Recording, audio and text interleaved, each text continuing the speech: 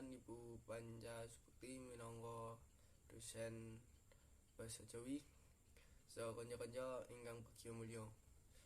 Puji syukur dumateng ngarsanipun Allah Subhanahu wa taala ingkang sampun maring mampinten-pinten karahmatan hidayah satemah panjenengan sedaya saged presentasi wonten wekdal punika. Selawat saha salam mugi kunjuk dumateng Nabi Agung Muhammad sallallahu alaihi wasallam ingkang kula panjenengan sedaya antu syafaatipun wonten ing yaumul akhir. Wonten wekdal punika mbok setunggal badhe presentasi suku kata saha kata basa Jawa. Anggotanipun sepisan enten Mbak Bella NPM 103.9, terus Awaludin Pangestu NPM 100.sekawan, wonten Mas Zainal NPM 208, saha Mbak Fitria NPM 100. Langsung lajengaken mawon nggih. Ingkang badhe presentasi pengertian kata suku kata inggih menika Mas Yain. Salajengipun morfologi dalam bahasa Jawa ingkang badhe katuraken kula Waludin. Salajengipun jenisipun tembung mangke katuraken Mbak Bella, saha ingkang pungkasan proses morfologi basa Jawi mangke dipun jelasaken Mbak Fitria. Kanthi mangkaten wekdal kula sumanggaaken. Terusipun. Pengertian kata dan suku kata bahasa Jawa. Bahasa Jawa merupakan salah satu bahasa di Indonesia di antara banyaknya bahasa daerah yang ada di negara Indonesia. Bahasa Jawa ini merupakan bagian dari kebudayaan bangsa Indonesia dan tumbuh sebagai identitas bangsa Indonesia dengan tetap mempertahankan nilai-nilai luhur yang terkandung di dalamnya. Bahasa Jawa juga merupakan bingkai budaya Jawa yang tidak dapat dilepaskan. Dalam bidang tingkat tutur, bahasa Jawa memiliki beberapa sistem yang berbeda. Perbedaan tersebut terbagi menjadi beberapa tingkatan, yaitu tingkat krama atau bahasa halus dan tingkat kromo atau biasa kata yang digunakan di kehidupan sehari-hari. Tembung dalam bahasa Indonesia artinya kata yang merupakan kumpulan wanda atau suku kata yang memiliki makna atau arti yang terkandung. Ada beberapa tembung, antara lain tembung yang memiliki satu suku kata atau amung sawanda disebut tembung wot. Tembung lingga atau kata dasar adalah kalimat tembung yang belum berubah dari asalnya. Tembung andahan atau kata jadian adalah kalimat tembung yang sudah berubah dari asalnya karena diberi ater-ater atau awalan, seselan atau sisipan atau penambang, atau bisa juga disebut akhiran. Kata di dalam bahasa Jawa ini terdiri dari setidaknya suatu suku kata dan paling banyak ada 3 suku kata. Sedangkan suku kata di dalam bahasa Jawa terdiri dari onset, nukleus, dan bisa diikuti oleh koda. Menurut KBBI sendiri dijelaskan bahwa suku kata adalah struktur yang terjadi dari satu atau urutan fonem yang merupakan konstituen kata. Awaludin Pangestu badhe menjelaskan morfologi basa Jawi utawi tata tembung. Morfologi niku basa saking Yunani, saking morf ingkang artosipun bentuk saha logos ingkang artosipun ilmu. Dados morfologi niku artosipun cabang ilmu linguistik ingkang mempelajari susunan utawi bagian-bagian kata secara gramatikal, antawisipun saking bentuk kata, perubahan kata, saha dampak dari perubahan kata arti dan kelas kata. Nah, morfologi disejajarkan dengan istilah toto tembung.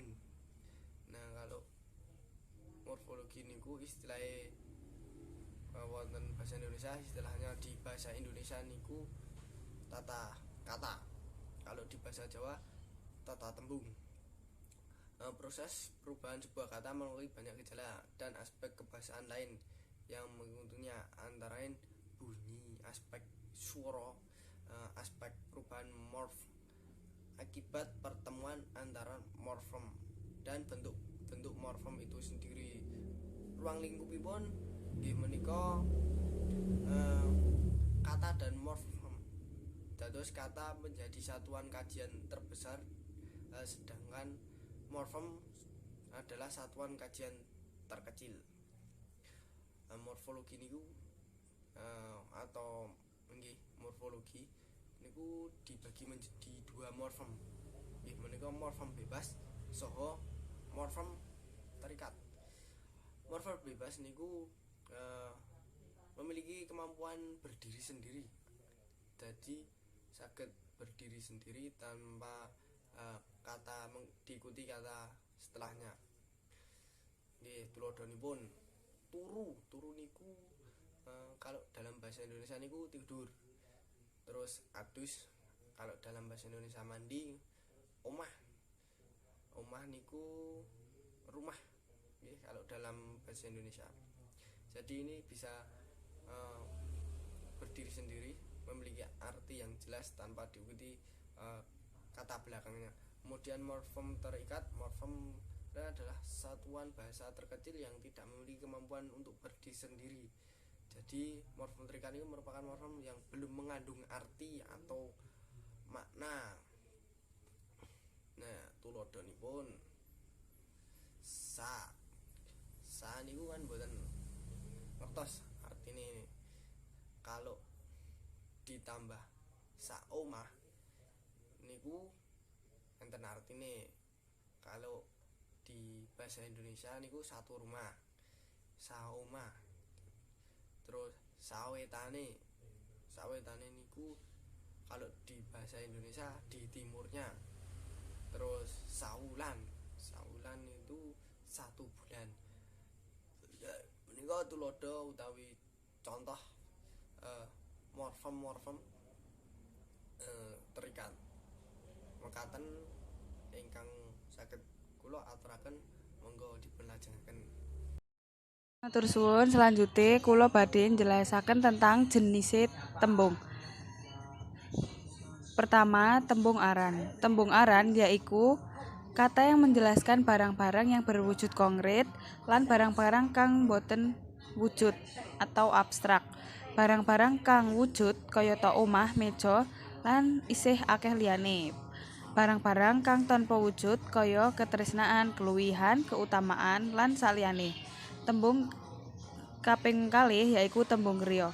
Tembung kriya sering disebut juga tembung wasena, yaiku tembung atau kata yang menjelaskan tentang kata kerja verba. Kaping telu yaitu tembung watak.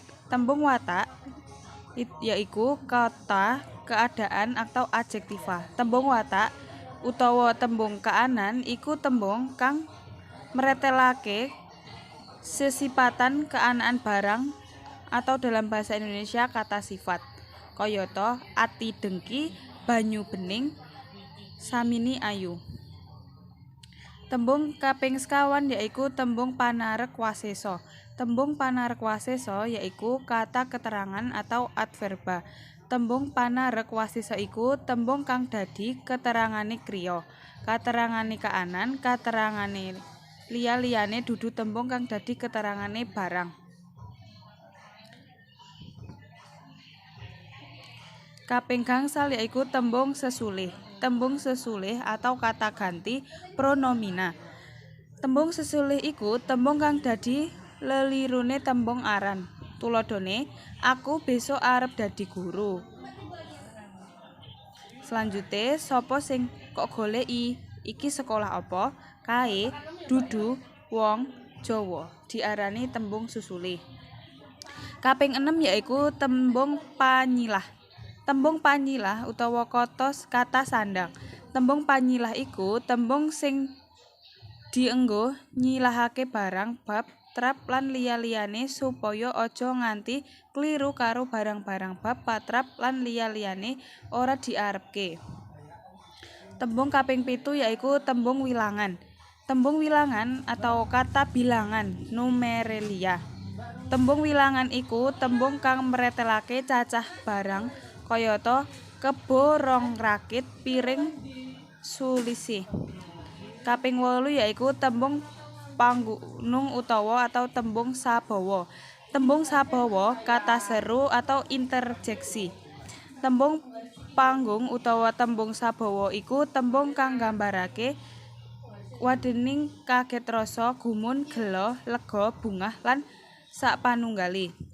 Kaping 9 yaiku tembung patanaya. Tembung patanaya iku tembung kang kanggo nakokake kayata apa, kepriye, sapa, pira, ngendi lan kapan. Kaping 10 yaiku tembung pangiket. Tembung pangiket utawa tembung kata penghubung atau kata konjungsi. Tembung pangiket utawa tembung pangadeg gunakake kanggo gandeng tembung utawa ukara tuladhane Iskandar lan Ismail, guru miwah murid.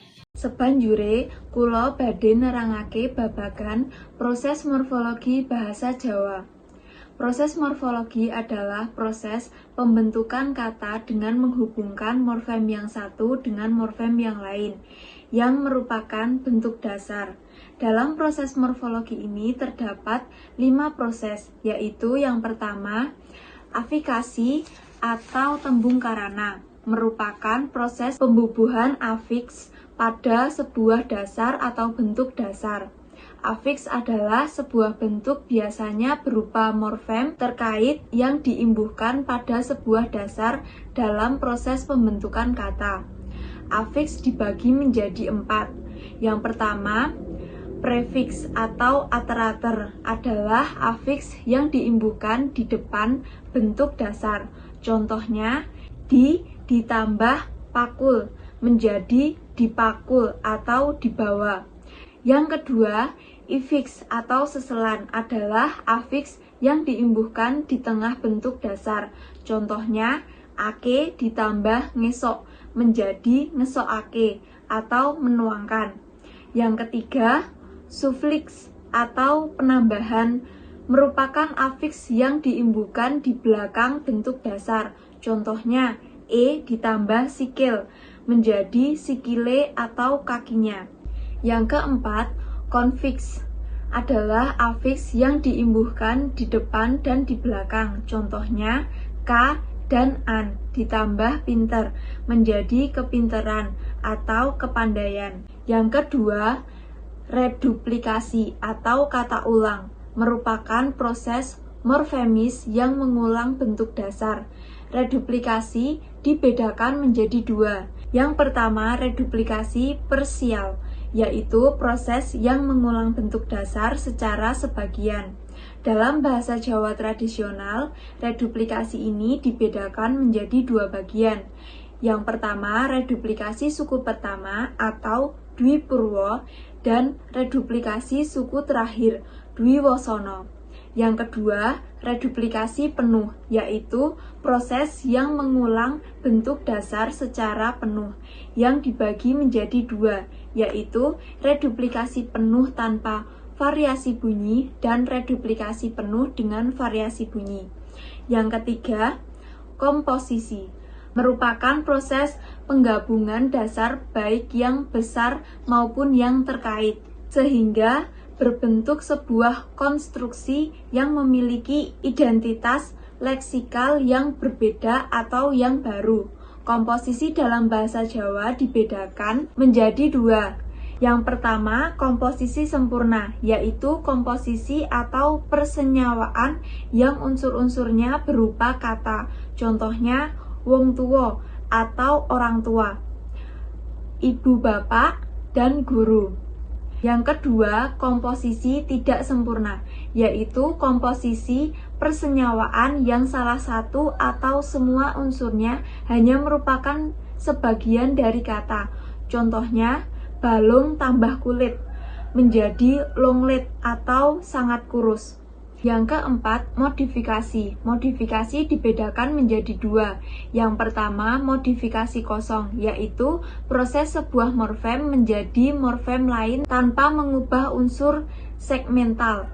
Contohnya, bapak tuku pacul atau bapak membeli pacul.